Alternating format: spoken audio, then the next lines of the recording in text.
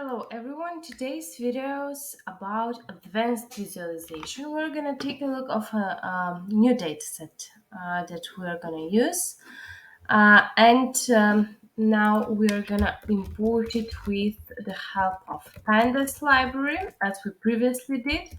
But here we have a read CSV file and the path of the given file. So here we apply the path where I have in my folder on my drive. I have data visualization and then data set and the occupancy CSV file. Now let's take a look of our data set. In our data, we have date. It's a timestamp data where we are having values from February, and the dates are going from 2015 till 2014. Temperature, humidity, light. Then we have CO2 or carbon dioxide, humidity ratio that we have as a value, and occupancy. Now here we calculate what's the main model is to predict the occupancy or depending on the temperature, humidity, light, and the dioxide to take a look of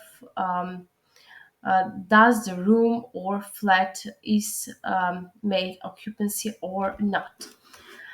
We're going to start with the basic visualizations, and we're going to import for that reason the pie plot. So no pie plot, plotly, sorry, and calling the express plotly as px. Now, first of all, we can make some bar charts. So calling px and then the given box plot name, it's box, calling the a whole data frame and adding x values. That's gonna be the, for example, the occupancy, and as epsilon values, the humidity as one of the main reasons of the occupancy. As you can see, we have maximums and minimums here that are given by. Um, what what we can take a look here is the max value of 39. So this is for value 0, and here is the humidity. What it means that where the occupancy is 0, here is the bar chart for the humidity, and if it's 1, here is the bar chart. We can take a look also to the temperature. And right here we have median value. As you can see, median value of 20.5. The first quartile and the third quartile given by the minimum value of 19 and the maximum value. Now, these points appearing right here, these instances of data are called outliers. So after the upper fins, the values are outliers and detected as outliers. Here also, after we have the lower fins, the values are outliers. So the bar plots mainly help us detect from which number we apply outlier. Here, as you can see, it's from 22. Here is from 23.6, and the lower value is 20.2.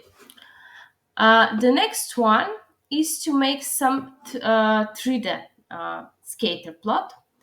Now we have the temperature, humidity, light as three of the main characteristics together with um, the carbon dioxide. We will take a look of 3D plot, that is a scatter plot, and on the whole data, so I call scatter plot and here 3D. Now on the whole data set for x values, we're gonna take, for example, temperature firstly, then for epsilon values, humidity, and for z values, let it be light. Now, if we take a look, here are the values. You can zoom in and zoom out, also rotate and have a look of the values. But what we want is to add one more feature to it and add a color. The color will be the values of the dioxide appearing. So it will be applied four dimensions with the call of the colors. And also, let's first visualize this part. Now, as you can see, we have some here legend of a heat map starting from 600, that is almost dark blue, till lemon yellow, that is 2000. If we have a look here, we have some cluster um, of CO2 here, applying some cluster of same of grouping of the let's say of the given instances, flats or apartments. And here we have also on the yellow peak right here. Now, if you want to add one more characteristic, you can go with the symbol, and I'm gonna add here the occupancy. Is the room occupied or not? Now, as you can see, we have some squares and circles appearing for occupancy, 0 or 1. Now, as our next point, we are gonna go with the call of a given, let's say, template, like a timeline. And for that reason, I'm gonna call from plotly graph objects as go. Go as a shortcut of the first letters of graph object. Now I'm gonna create a figure from go object, and I will add trace. This means that I can add as many as I want data, so, and as many as I want plots. So in this add trace, we're gonna add, for example, a scatter plot.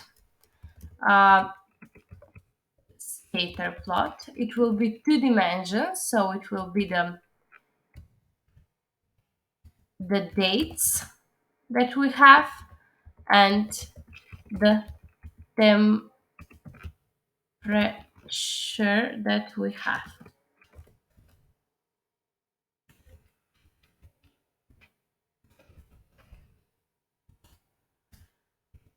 Okay, I'm gonna go just with one scatter plot. As title, we can add some update of the given layout. Um, Now let's take a look. We can add to the figure um, what the figure means. Let's say it has two layouts, one layout for the visualization part and the back layout for the HTML component. So the traces are representing which plot we're gonna use, and the layout is what characteristics of the HTML component for the given plot we are gonna change. So we're gonna go with update of the layout and add a title text. Let's say temperature. Temperature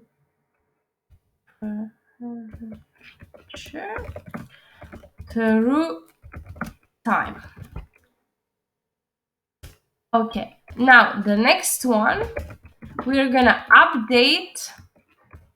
Now if we take a look of this, if I make figure show, we are having a scatter plot that it's not just points, it's a scatter of a given line through the time, starting from February here right till February 18. Now if we want to go if I want to go through the time, going back and backwards and going to the next month, etc., I'm gonna add one more part here for updating the layout, where we're gonna have values for x axis.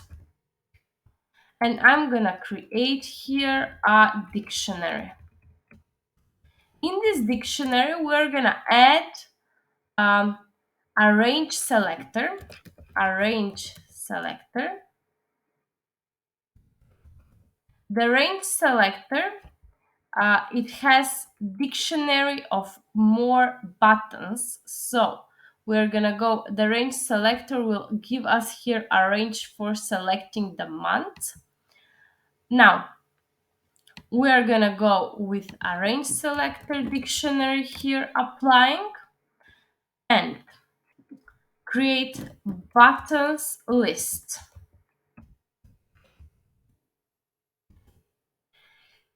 Firstly, with a count of 1, we are gonna take a label of 1 month. This means that if button is clicked once on label 1 month, then this means that the step is month and the step mode is backwards. So it goes backward, it goes to the back. So it goes 1 month first, the first month is taking it out.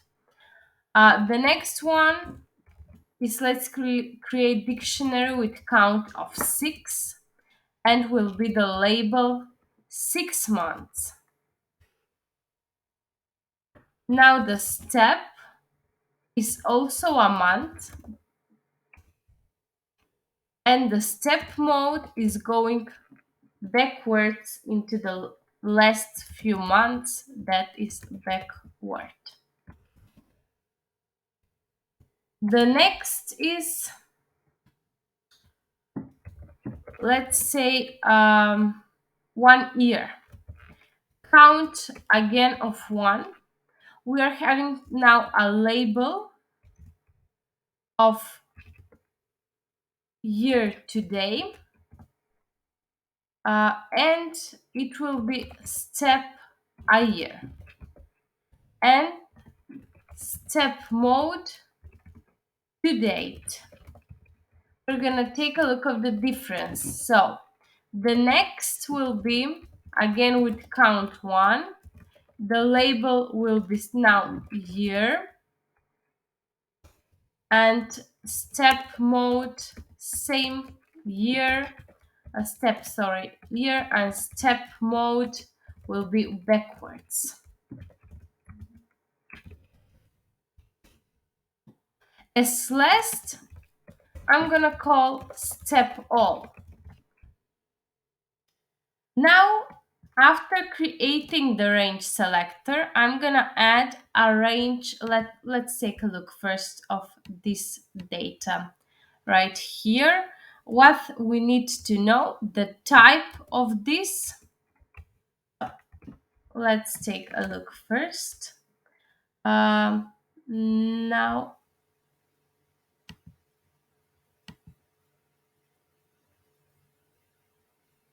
I'm missing here a letter.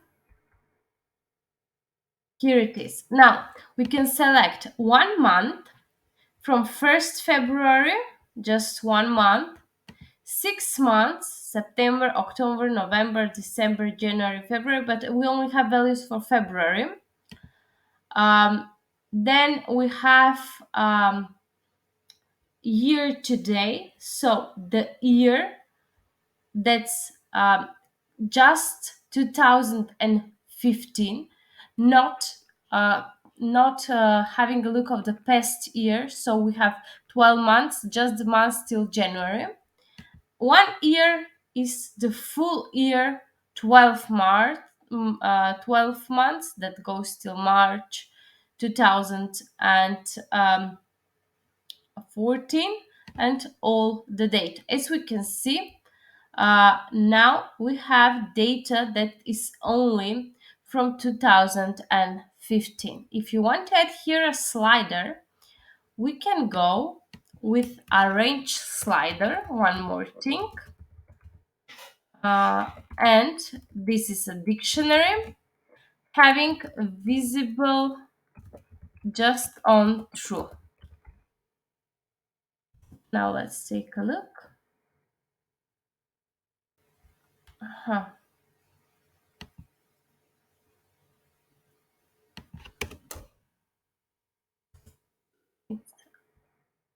Here it is. Now, with the slider, I can go through the data and get more details for given periods. I can slide in both ways through the graph. I can go on this point appearing in the graph.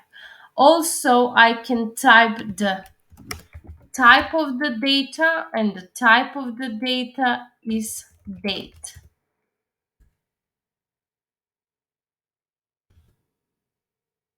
And we get the same here slider for having a look of the values appearing through the time. Now we're getting closer and closer to the dates. So this is a line chart that is mainly used for time distributions. You can make it the same, for example, for our humidity, and adding humidity here through time. Here is a look of the humidity. Here some peaks appearing. We can have a look of them. Go right here, and we can take a look just of these values appearing here. So this is some advanced type of how we can make plotly visualizations in 3D system, where we can take a look of more dimensionalities, adding colors and symbols, different forms, adding a box plot, having a look of the outliers, and at the end going through some time,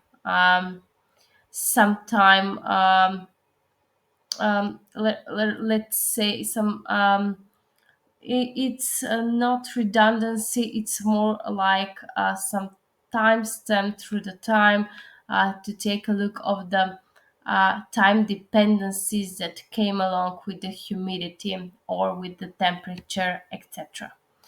So go to the next video to see more visualizations coming up.